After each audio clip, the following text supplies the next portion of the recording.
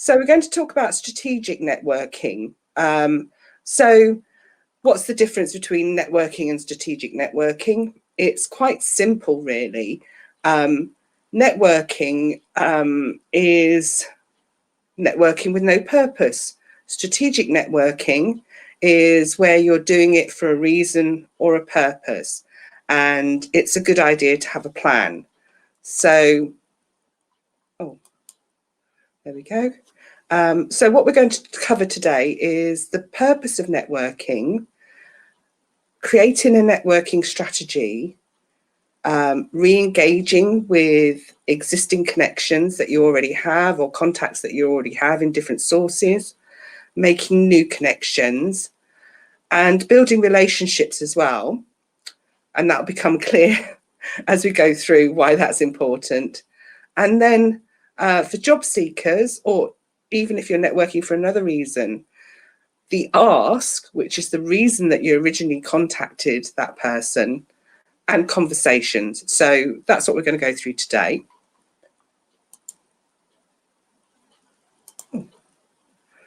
So what are the purposes of networking? I'm sure most of you on here will be networking, actually trying to find a new role. But there are different purposes for networking. One is to gain a competitive advantage on the job search. So some of you may have already heard that depending on which country you're in, between 70 to 80% of jobs are found through networking. Somebody you know, or somebody who knows somebody else who can help you. And it's a good way to actually open up opportunities to talk to people and get past ATS systems, and get past the fact you may be trying to transfer into another profession or another industry, and people aren't seeing past the fact that you may not have experience in that industry or necessarily in that profession. It's a great way for people like me, for finding clients and customers. Some people use it to find opportunities to collaborate with other people, or potentially for business ventures. It's also a great way of obtaining advice, especially if you're job searching. You can talk to people, maybe in your existing network, or make new connections and actually ask them for advice about what you're trying to do. And that's a good way of building a relationship as well, because asking people for their advice is not only flattering, but it also helps to bring down their guard. So they're not there with the defenses up waiting for you to ask them to do something for you. It's a great way of future-proofing your career as well, because if you build a great network, there's always somebody you can reach out to for advice on perhaps career progression, or even when you're looking again to find new jobs, you can start in advance. If you know, for example, your job might be in danger, or that you aren't going to get the advancement you want where you're working now, it's a great way to reach out to people and build opportunities for yourself. And networking, again, building relationships, which again are useful for the future or even now. So what's your networking strategy? When you're thinking about your networking strategy, it's really important to really be clear on what you want to achieve with your networking. So let's take a job seeker, for example. Your main goal is to get yourself a new job. And that might be a job like the one you were doing before, a job that's different, a job that will be promotion. If that's the case, then when you're doing your networking, you need to have that in the back of your mind the whole time. So if you're looking through your existing connections, the ones that you want to re-engage with, which ones are most likely to be able to help you? It could be a case of the ones that you knew the best when you were working, if it's an old colleague, somebody who perhaps has moved from where you used to work to somewhere else that you would like to work, but they're still in your network, you still know them. So it allows you to define who you want to re-engage with, who the people are who you want to connect with as new connections. And it also allows you to focus on thinking about what you can offer them. One thing about networking, like everything else, I suppose, in life nowadays, when it comes to work, is thinking about the value you can add for them. So is there something interesting that you've seen that you could talk to them about? Is there something that you might think could be helpful for them in what they're doing? So what can you offer them? And then also focus clearly on what you want from them, because that will help you with your messaging, whether that's verbal or whether that's a LinkedIn message, or if you're using Facebook, a Facebook message. So think about clearly what you want to gain from them at the end of that connection interaction. And it also helps define where you find them. So, you know, if you were networking for business development to gain new clients, you might be looking in a different place than if you're networking to find a job. Ultimately, you could be looking in the same place. So, for example, LinkedIn, which is like my office, I would be working on LinkedIn to find new clients, new customers, to find people I just like and think are interesting, and I'm interested in what they're doing, or people to collaborate with.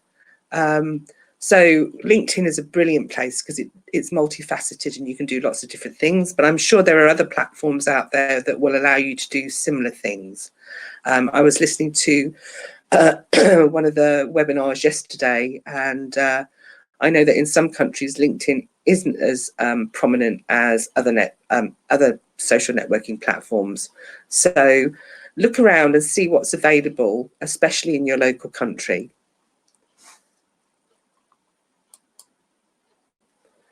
So we talked a little bit before about re-engaging with existing connections. And if you're nervous about networking, this is the best place to start. So where could you have existing connections who perhaps might be able to help you in the job search?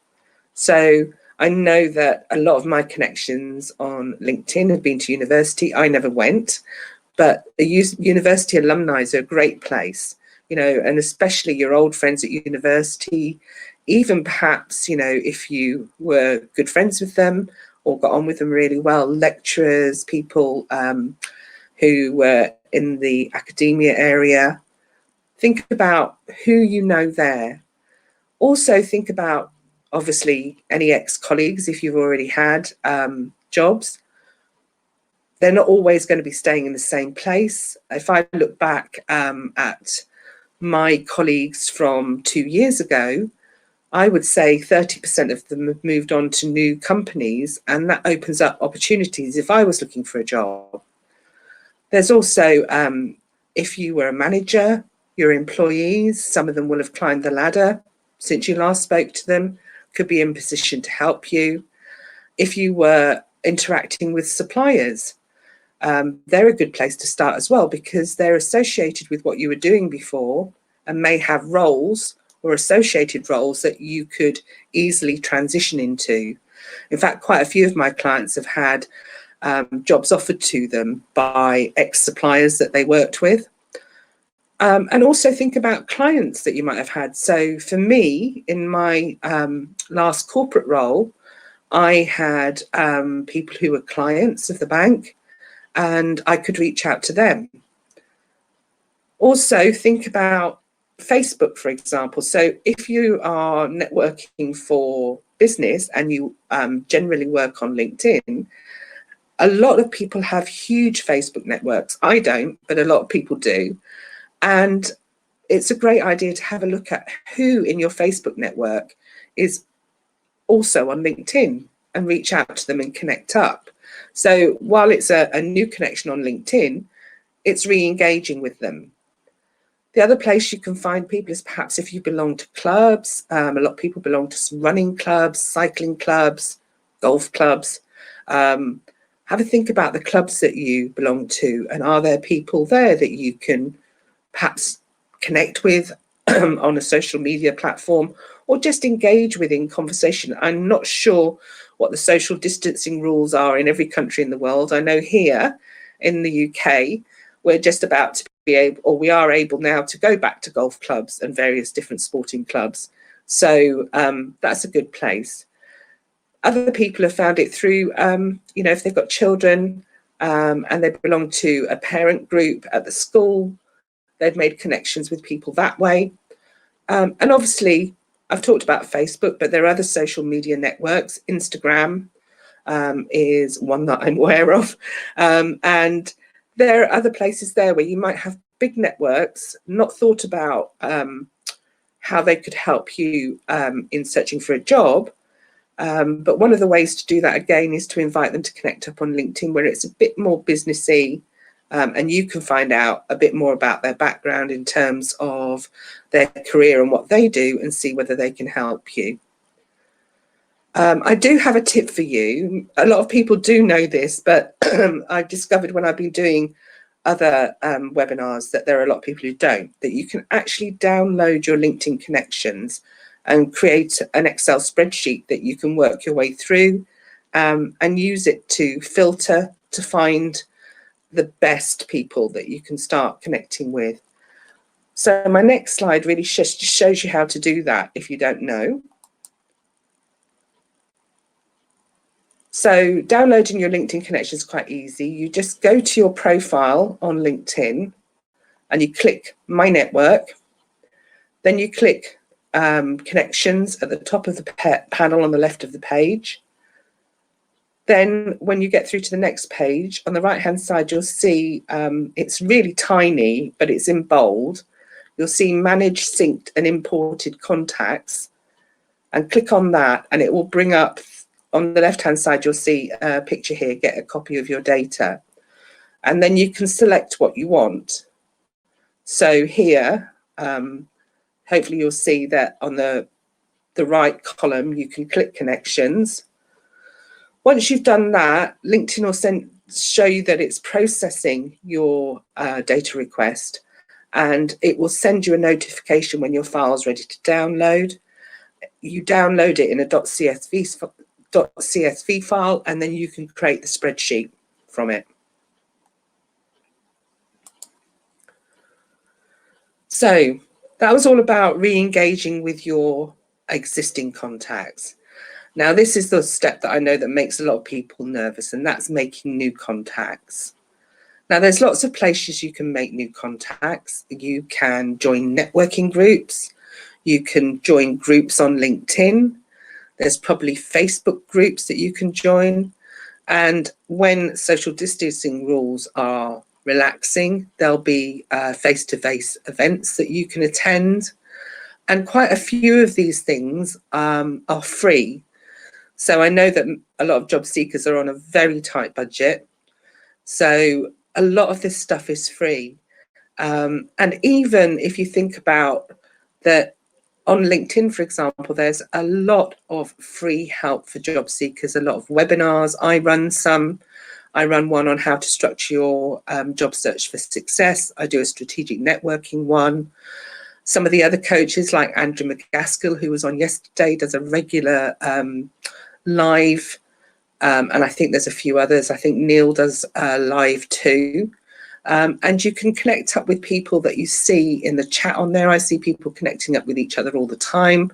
They're in the same boat. Yes, they're job seekers too, but all of them will get a job. It might not feel like they're going to get one at the time, but they all will get a job. And I've seen lots and lots of job seekers over the last year, when it's been difficult, still getting jobs. Once they've got jobs, there's the old adage, send down the elevator to bring the rest of us up.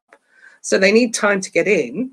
But if you've made a connection with them and built that relationship, got to know them a little bit, then you're already off to a good start. So there are lots of places, as I said, where you can make new connections and new contacts. You could do it through your other social media platforms. I tend to work predominantly on LinkedIn. As I said earlier, LinkedIn's like my office. And I'll connect up with people who just seem interesting. I have people in my network that I've connected up with because they post a joke every day, but they're also potentially useful for me in the future as well. And I get to know them a little bit, get to know what they're like through their humour, and that's quite fun. Then there are other people when I was job searching that I would connect up with because I thought they would be able to help me because they worked at a company I was targeting, or they might be able to give me advice about how to get into the area they were in. So there's lots and lots of easy routes to make new contacts. I think one of the key things that people worry about is how do you reach out that first time? So if you're on LinkedIn, it's easy because generally you'll come across people because of their posts, or because they've commented on your post, or they've commented on somebody else's post that you know. So you already have that link there. I've quite often reached out to people just because they've made a comment that they thought my comment was funny. And I've said, you know, I know humour might be a tenuous reason to connect, but do you fancy connecting up? And I very, very rarely ever get anyone refuse to connect with me. So it's all about thinking about how you would behave when you were meeting somebody in real life. You know, we network every day without realising. Even when we're in our own homes, we might be talking to somebody we've never spoken to before about customer service for something we waited for it to be delivered. Now, that might not be considered networking, but you're quite happy to reach out and ring up somebody you don't know to make a complaint about the service that they provided. So there are many situations where we don't even think about that barrier of, or what if somebody doesn't want to listen to what I have to say, or what if they don't want to talk to me, all of that kind of thing. We actually break those barriers every single day without realising. So going back to looking at these new contacts, once again, your strategy comes into play here. So you can be selective. You don't have to connect up with every single person that you see out there. So if you have, I think probably other people have advised this throughout their webinars, if you have a target list of companies you want to work for, search to see if you can find people who work for that company. Think about perhaps a potential hiring manager for the future that you might want to connect up with. Think about people who might be potential colleagues if you worked in that company. And you can also find out so much more than is in a job advert. You can connect up with people, ask them for advice, ask them what they think about working for the company. And they're all great ways of actually starting to build a relationship with somebody so that you can move to that ask, which would be, are you aware of any roles in your organisation in this area? What would be the best way? Is it applying directly online through the website? Do you have an employee referral scheme? Lots of companies have employee referral schemes. It's cheaper way of recruiting than actually advertising jobs or using a recruitment agency. And the employees, if they refer somebody, in a lot of cases, the last company I worked for, they would give the employer a payment. So, and it could be quite good if, for example, the highest level, you'd be given a payment of £3,000 if your candidate was actually recruited and got the job. So the payments range between £5,000 and £3,000. So if you had a really good connection that you thought would be great for the job, why wouldn't you refer them? So think about why who you want to connect up with, the reason. Think again about how they can help you so you can subtly move the conversation to that. what can they do? What can you do for them? Always have that in the back of your mind. And where can you find them? And I think I've given you some ideas of where to find them. So we said, you know, even if you aren't already connected up with people in your university alumni, you could reach out to them now. I'm sure they'll remember you if they were in your year or in your classes. So think about how you can be effective, and always at the back of your mind, that networking strategy. So your networking strategy, if you're job searching, is to get the job that you want, which might be a project manager, could be at executive level, whatever it is, focus your networking on that strategy. So we're talking about earlier on about the ask and conversations. So for conversations, a lot of people think, you know, oh, it's almost like small talk, and you can have small talk in email messages or LinkedIn messages or any other kind of messages as well. And a lot of people don't feel comfortable with that. So think about what you have in common, what challenges they might have that you could help them resolve, and what pain points you can solve for them. And it's all about, again, adding value. So I can remember when I first became a job search coach, one of the first new connections I had was a lady who reached out to me from Canada. And she asked me to connect. And the next message I received was her sending me a report about the state of the jobs market in Canada. And that was really useful for me. I hadn't asked her for it. She just said, oh, I thought you might find this interesting. And it was a real nice surprise to get something like that, something that could help me and that we had in common. And since then, we've been chatting backwards and forwards and built up a really great relationship. We aren't collaborating, but every so often we reach out to each other with questions. There was another lady who I met on it was a networking webinar arranged by another connection that I've never met on LinkedIn. This lady was a job search coach in Singapore. She said, shall we collaborate? And 2 weeks later, we were doing a joint webinar together to help job seekers, time to help people in Singapore and in the UK. So it's amazing how you can develop your connections. That's for me for business, but you know, I see so much support, particularly on LinkedIn, for other job seekers, and they form support networks and help groups. There's even a guy who, I think it's every Monday, he runs a session for free. He's a job seeker himself, but to help other job seekers, he calls it, what does he call it? Couch, Coach and Coffee. And anyone can dial in on his Zoom link and just get some support while they're job searching. I'm really sorry, I'm going to have sorry about that hay fever spring here. So one of the things I always advise is don't go straight in with your ask. There are so many connection requests that I receive from people who are job seeking, and the first thing they do is send me a message saying, I'm looking for a job, can you help me? I want a job here, I want a job there, do you have any jobs? Well, first of all, they haven't clearly read my profile, because they would know that I'm not a recruiter, so I don't have jobs. And secondly, at that stage, can I help you? I don't know if I can help you there. So I have to have some background, I would need to do some research on your profile, understand your situation. So it puts me on the back foot a little bit when people do that. And it's the same if you contact somebody and reach out and say, hey, I'm looking for a job, can you help? That immediately puts the defenses up.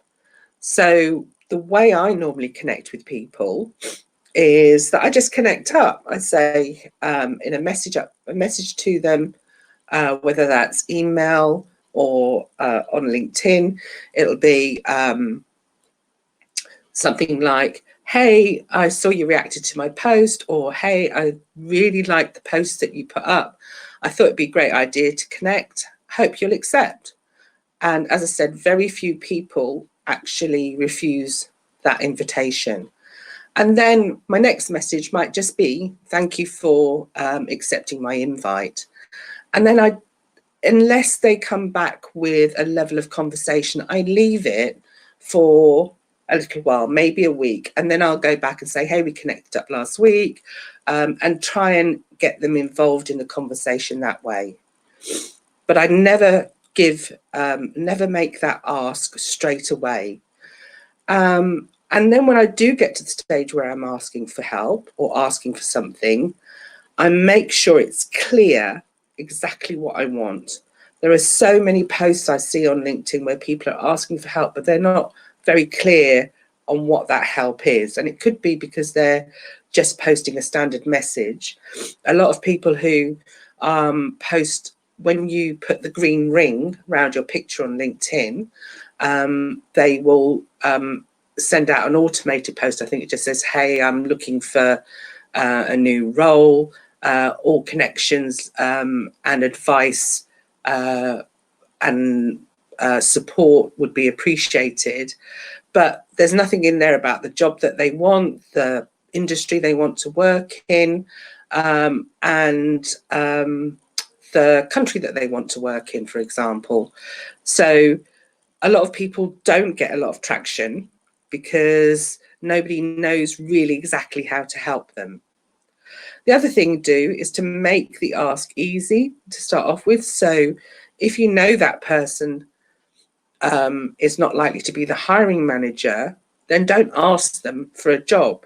Ask them if they're aware, or if from your conversations, would they be prepared to refer you if something came up?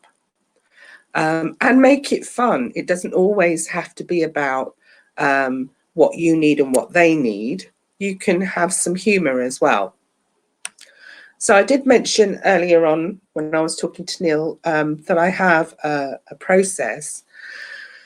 If you think about networking, it is a process. It's easy for somebody like me. I'll talk to anyone. I'm one of those people that if you're sitting on a bus and you're lonely, or you have a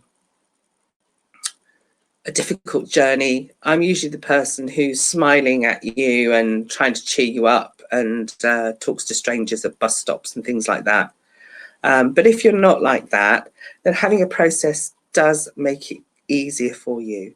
So remember what we said at the beginning. Think about the purpose of your networking, and that will help you with your process of selecting existing contacts and identifying potential contacts or potentially people who can help you. Think about, if you're selecting existing contacts, the next part of the process is your re-engage message. Now, re-engaging at this time with the pandemic is really easy. Yesterday, I just got a message from an old colleague that I worked with 2 years ago, just saying, how are you doing? Are you staying safe and well? What are the challenges you found from working at home? And we had a conversation just as a result of that message, and it just came out of the blue. A little bit more difficult when you are making a new contact, but look for something that can give you that platform for that first message to them. So it could be, again, you may have seen a post somewhere that they've posted that you found really interesting and insightful. So that could be your first message, letting them know that you thought that was great. It could be that they work for a company that you want to work for. You could be reaching out and asking for advice. That's a subtle ask. That's not your end ask. So you could ask that early on in the chain. And then again, you want to eventually work your way through to the reason for you contacting them. And again, as I said, it's a process. So you've targeted or identified who you want to talk to. You thought about your first message. Hopefully there will be backwards and forwards conversations, and then you can hit them with the ask. And as I said, be really clear about the ask. What is it? Do you want advice? Do you want them to agree to refer you if a role comes up? Do you want them to refer you now because you've seen a role? Or do you just want to keep in contact with them because you know they could help you in the future? So hopefully that helps to see it laid out that way as a process, rather than just this amorphous, oh, you should network. And just to give you some more background, I run a free job search club, and of all the people who've been through that job search club, I would say 65%, I'm not good at maths in my head, but 65% of them have got their next job through networking their way and opening up opportunities up. So I do have a challenge for you. If you haven't been making connections, what I'd like you to do is to try and make 5 new contacts within the next week after this session is finished, and re-engage with 5 of your existing connections. So hopefully some of you will take that challenge up. And if you want to reach out to me on LinkedIn for help on how to do that, I won't charge you, that'll be free. Okay, well, that's the end from me, and I'll close this down and stop sharing and come back to you. And hopefully Neil is here. I'm still alive. I'm still here.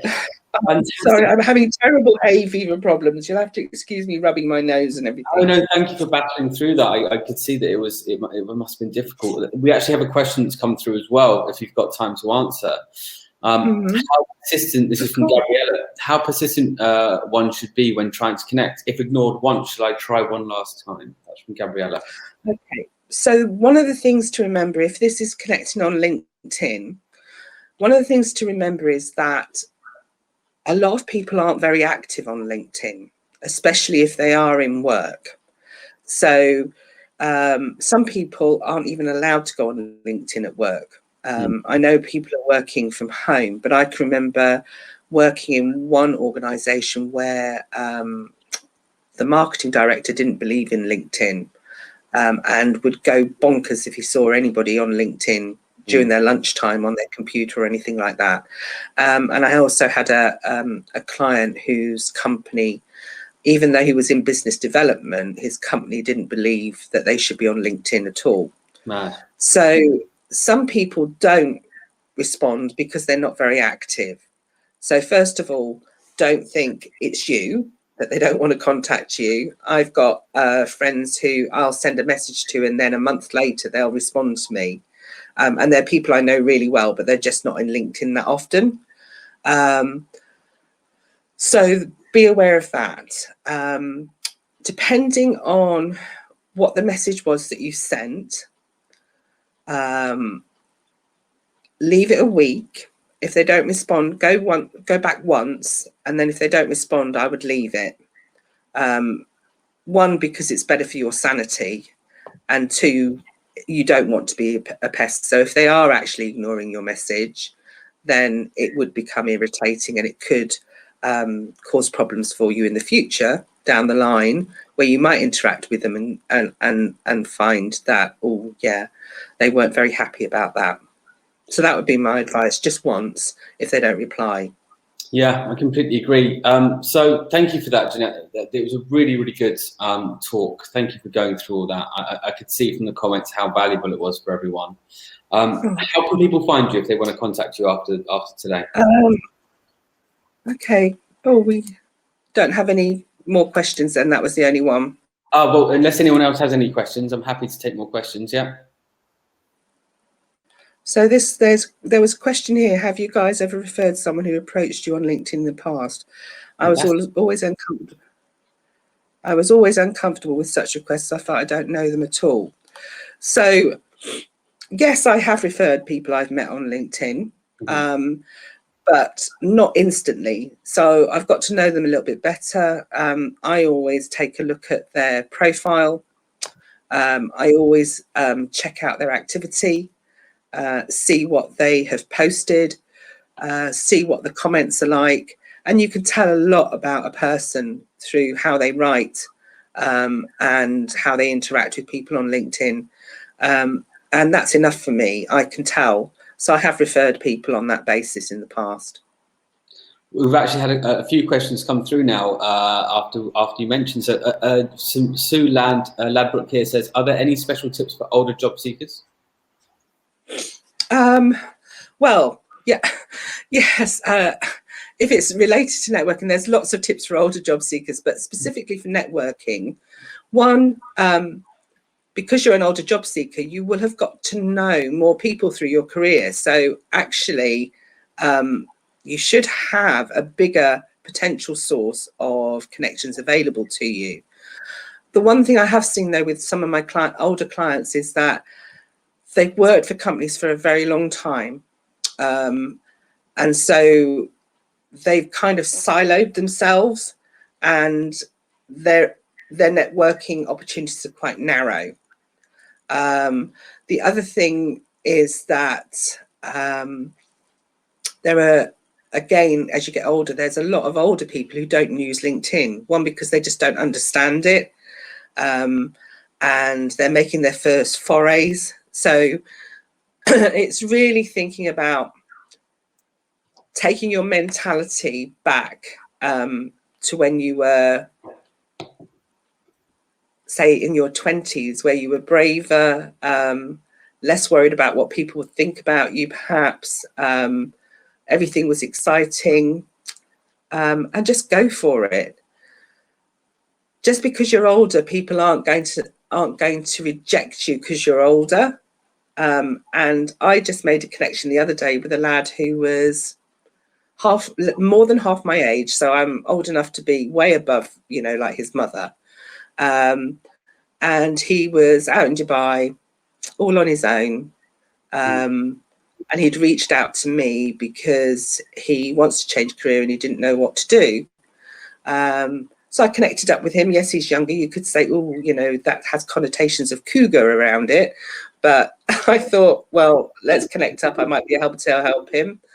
And just talking to him for an hour, again, just a discovery call, I was able to get him out of his rut, his depression, show him ways to open up opportunities. And so because you're older doesn't mean that it's going to be harder to make connections. Does that answer the question?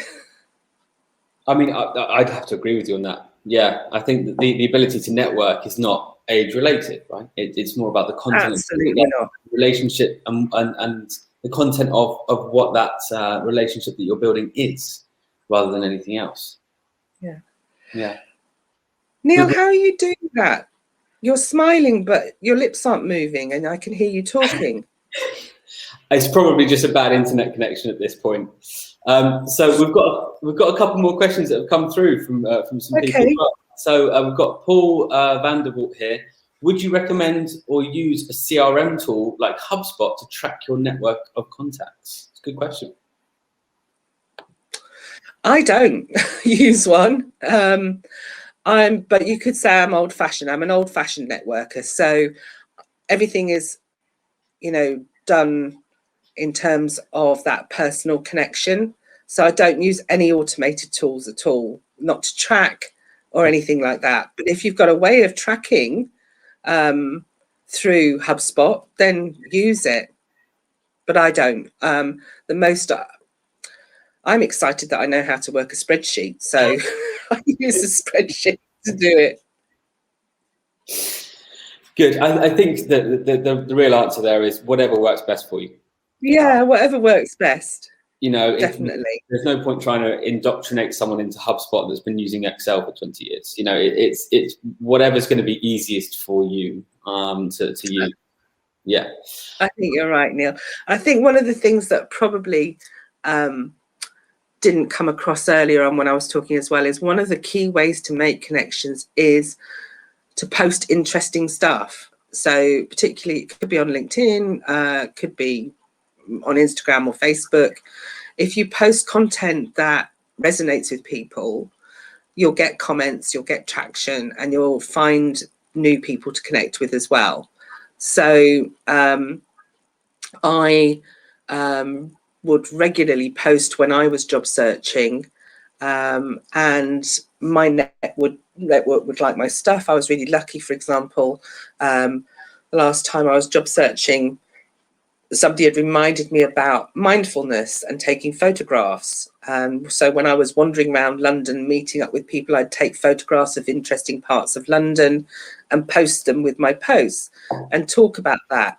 And I got a huge amount of engagement and made a lot of new connections that way. So it doesn't necessarily have to be business related. In fact, somewhere like LinkedIn, for example, has become less stuffy.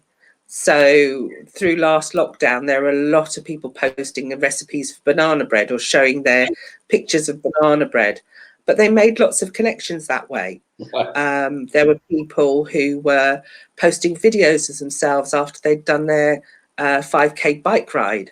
I even had a connection of mine, really clever guy. He was a part-time yoga teacher. And what I'd suggested to him, why don't you make videos of you doing some yoga, but tying that into your skills and your experience and your knowledge?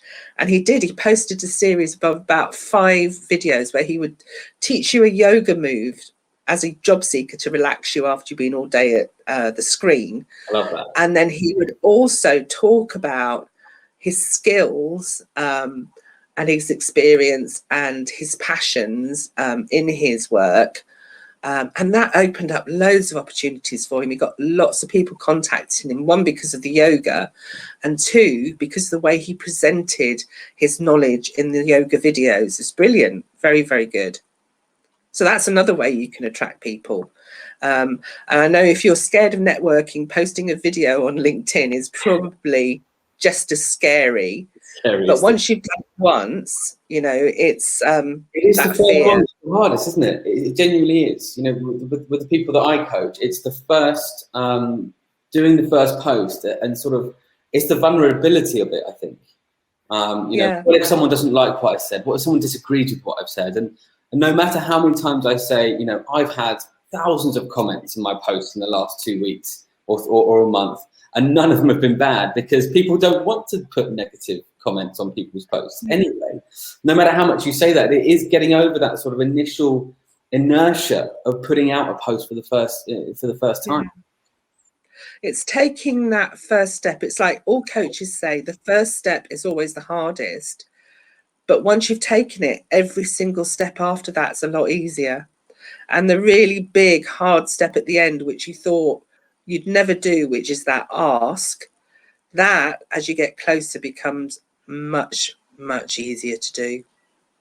We've got a great question here from Chloe. Could you elaborate further on examples regarding what value you can offer them?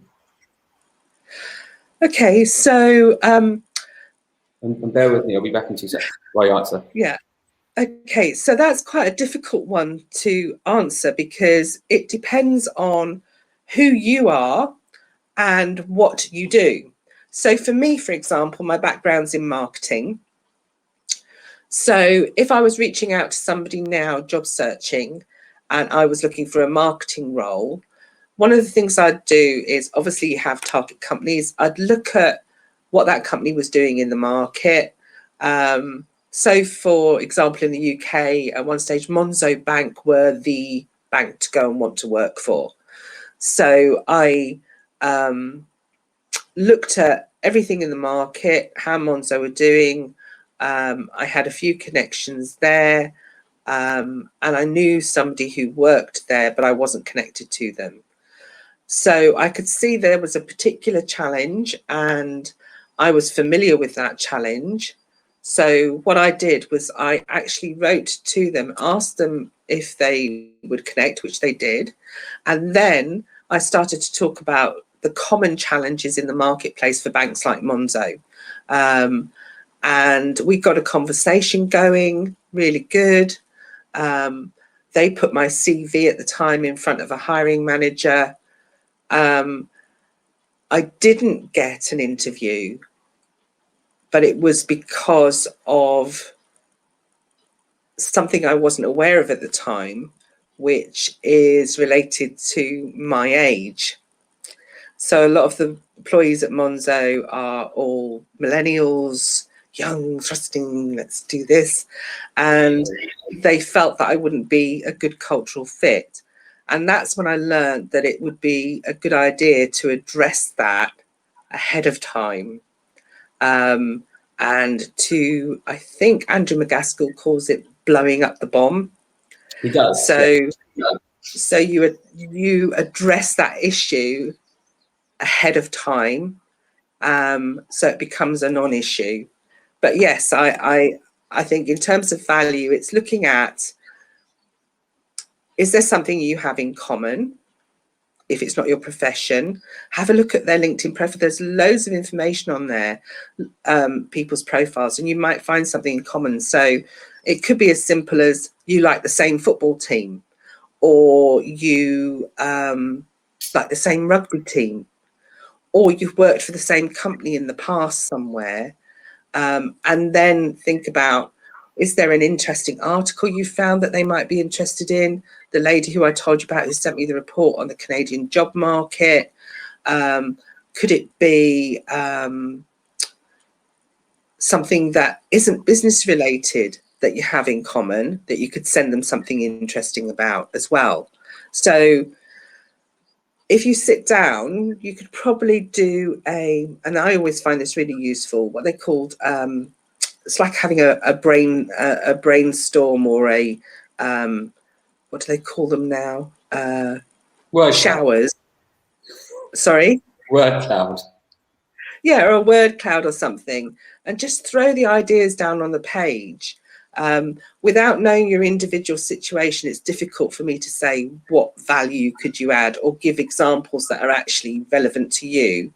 But I always find, just throwing some ideas down on the page, thinking about the person and doing a little bit of research on them, I usually come up with some idea. Yeah.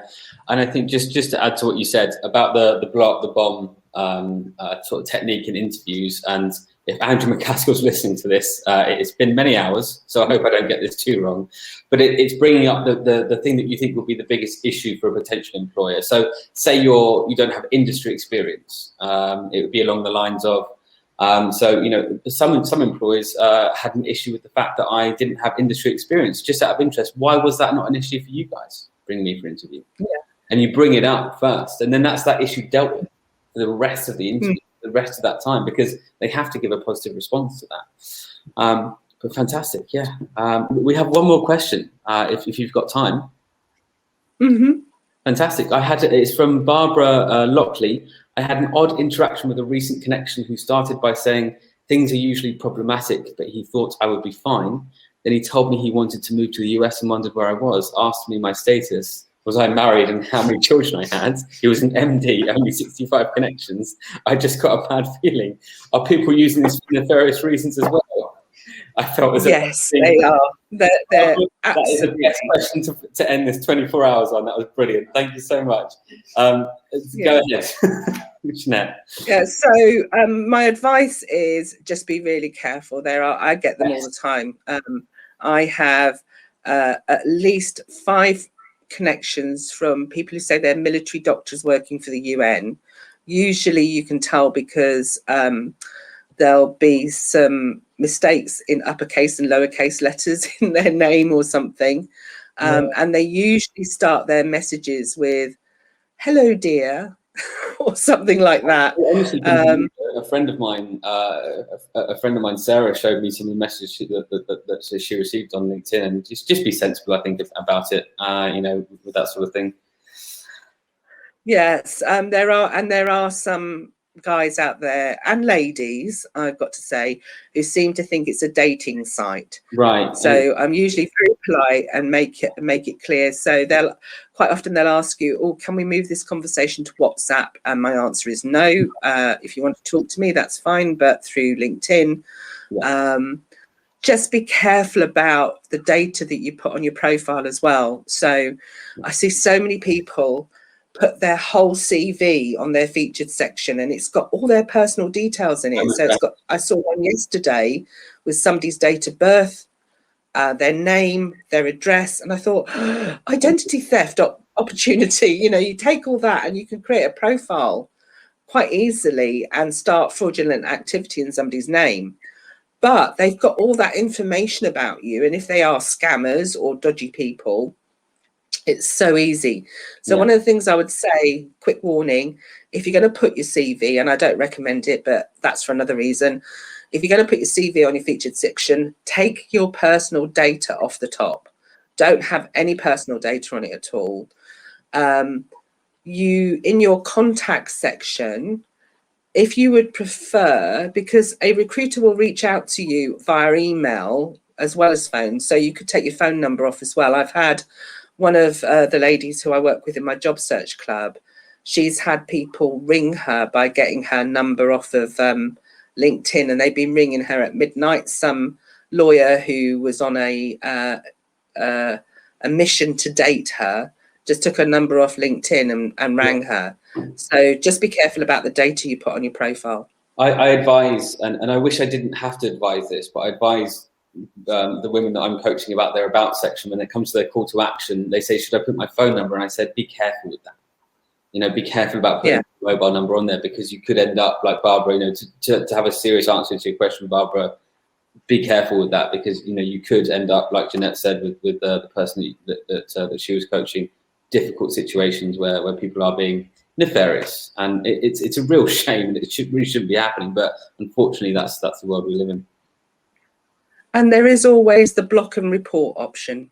Yeah, exactly. Yeah, fantastic. Jannette, so let's leave on a positive note though. Jannette, what's the last sort of top tip you can give for people, and also again, how can people find you?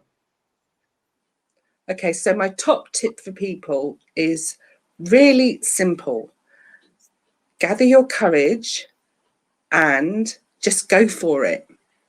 Don't worry about what people might think about you, because at the end of the day, you may never ever meet them, and if they don't respond, just move on. It's a process. It's like if you're applying for jobs, don't invest so much of your heart and soul and think of yourself in that job to help with your mental stability, because once you've invested in that, if you don't get the job, then it's so much more devastating. So think of it as a process, and it is a process. That's all it is. 100%. Fantastic. Thank and you. If people want to find me, I think you've put all my details so they're available, but the best place is LinkedIn. I don't think there are many Jannette Coulthards on LinkedIn, so I should be really easy to find. And I'd be happy to connect up with anyone who wants to connect up. Fantastic. And thank you so much for your time today. I'm going to do a sort of a sign-off piece that I've written down in my notes, because I knew that I wouldn't be able to do that verbatim off the top of my head at this point after 24 hours. So thank you so much, Jannette, for your time. And thank you, Neil, and thanks for organising it all. I'm just so proud of you that you're still awake. I don't know how the Red Bull did, but you know. Well, it did well. Sponsored by, if Red Bull wants to send me some cans. Sponsored by Red Bull. I should have just powered by Red Bull. By the look of it. I think it's more powered by Red Bull, Neil, by this time. Yeah, Red Bull sponsored by Neil Ewington today. All right. Oh, look, Sarah's on it. I didn't know Sarah was here. Hi, Sarah. I'm going to, Sarah Fitton, hello. I'm going to do my... I'll let you do your tale. Thank you so much. I really appreciate your time.